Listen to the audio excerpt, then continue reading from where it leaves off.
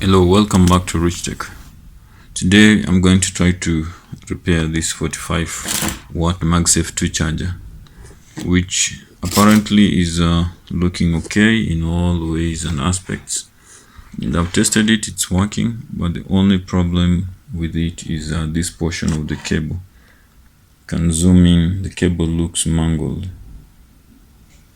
This goes on for some distance up to some point next to the connector.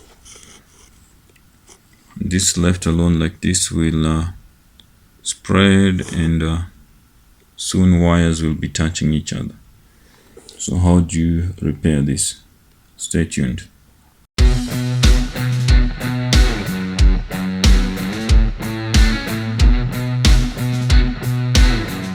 There are two ways of repairing this kind of damage. Both I've used before in this channel. If you'd like, you could watch the videos I've made before on this type of repair.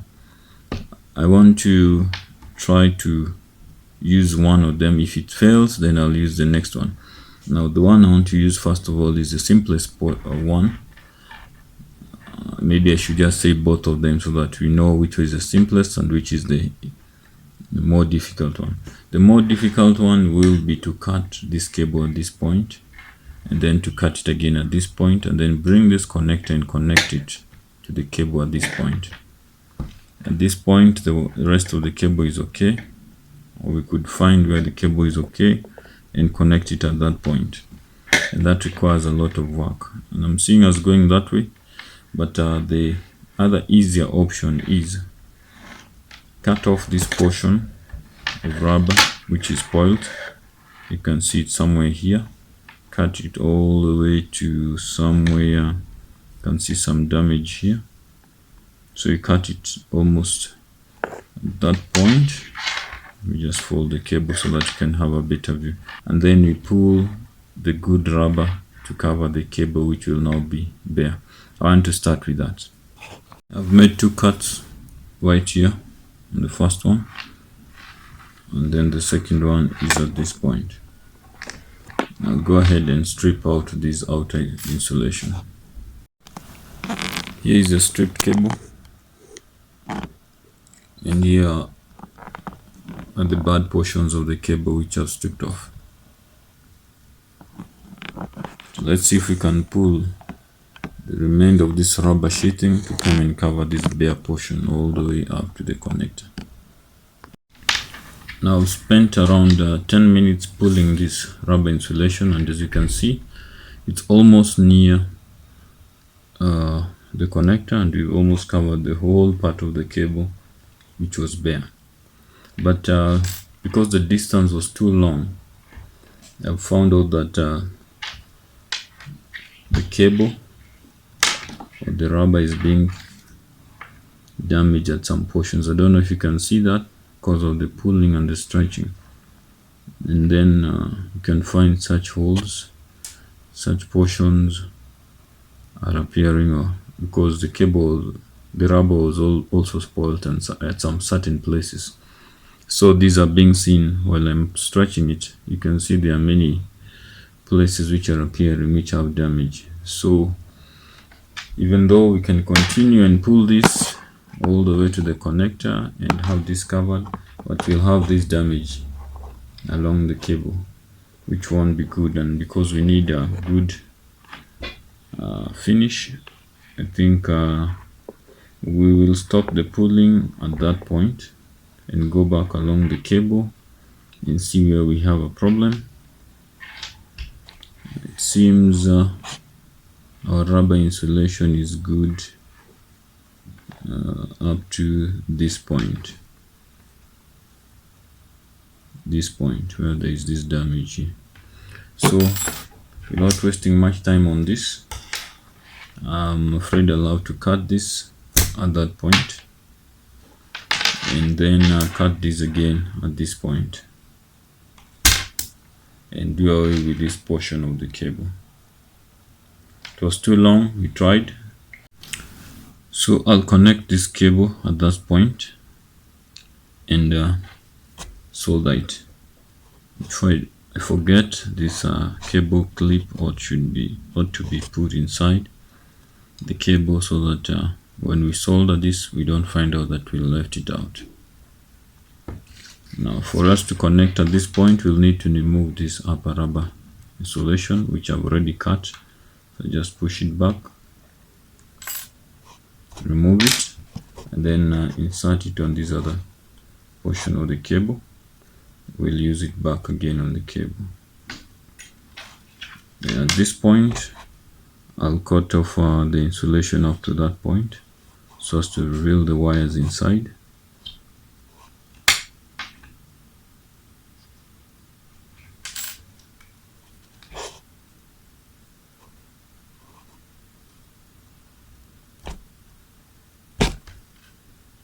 Here we are. Then cut off a bit of this, we don't need all this.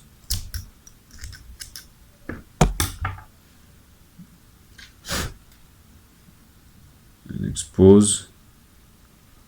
expose the inner positive wire which we want to solder.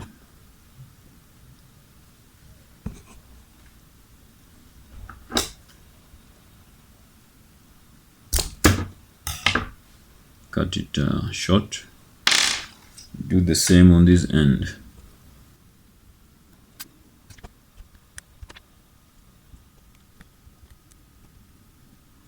You expose the positive wire at the end and we'll solder them at that point. Now here are the ends of the positive wire which is inside the cable. We want to solder this end to this end.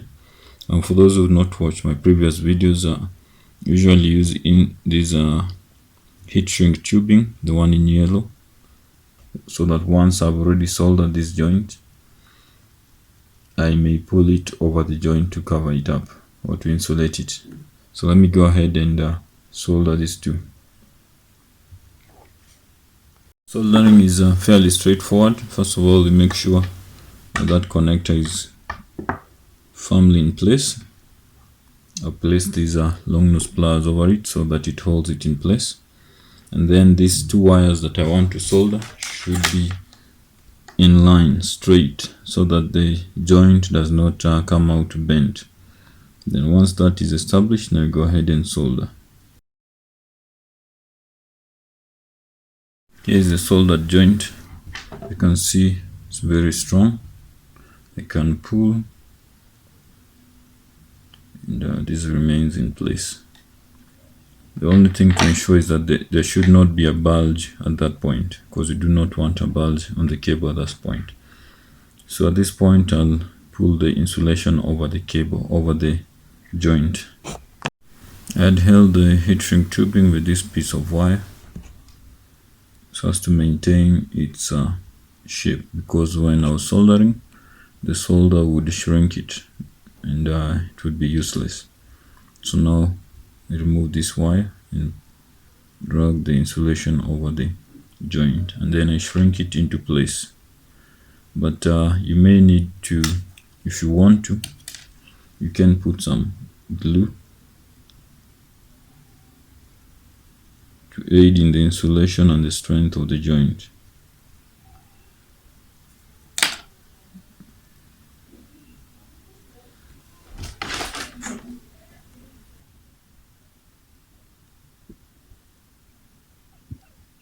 The heat shrink tubing is in place and the joint is much strong. Next thing is to layer the negative wires back into place.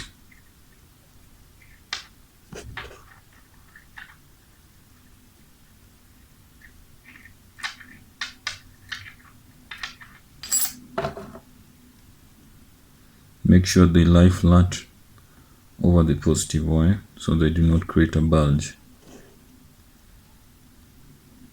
You may cut off a few of the strands to reduce the thickness.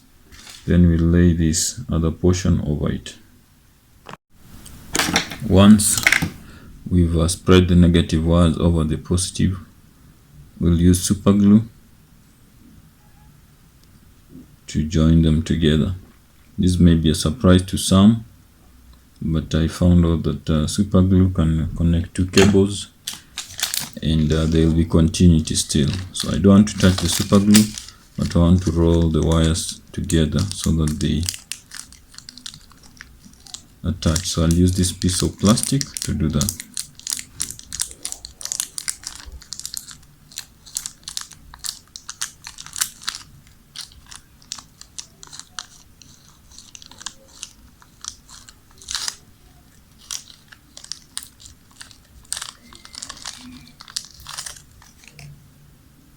Goodness of using a piece of plastic is that no debris remains there, and also your fingers don't get into contact with the glue, and you can roll these wires into place.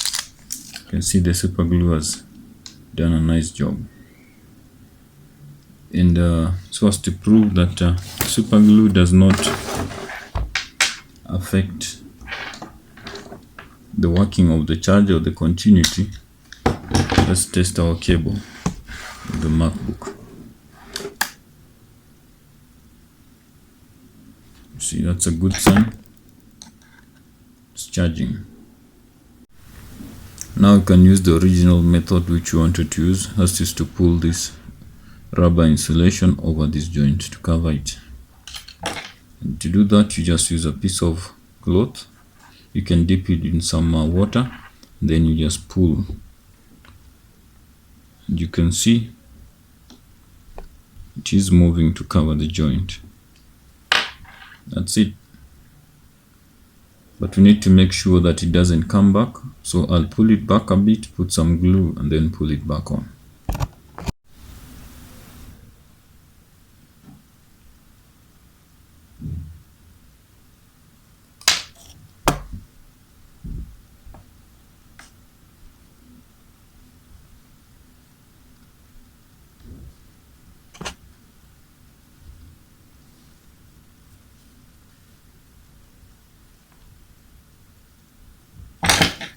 Now at this point the junction is fairly strong, you can see that, but remember this, you still need to pull this over this joint so as to cover that cut, but no one will know if we put any joint there.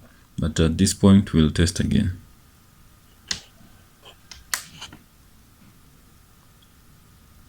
It's working, so we can go ahead with the repair. It's important to test all the time because you may have pulled wires at that joint and they may have separated, and you may end up with being disappointed at the end. So I'll apply super glue to this joint once again on the outside.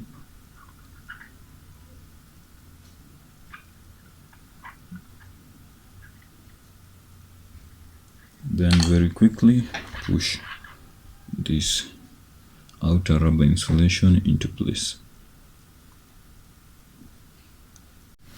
Here's the finished joint. Now we'll test it again, and as you can see, this one is working perfectly. So that's how you repair such damage to your cable, and you give it a new lease of life. This one should be better than new. It should last many more years. Thanks for your time once again. Consider subscribing, liking, and also share these videos.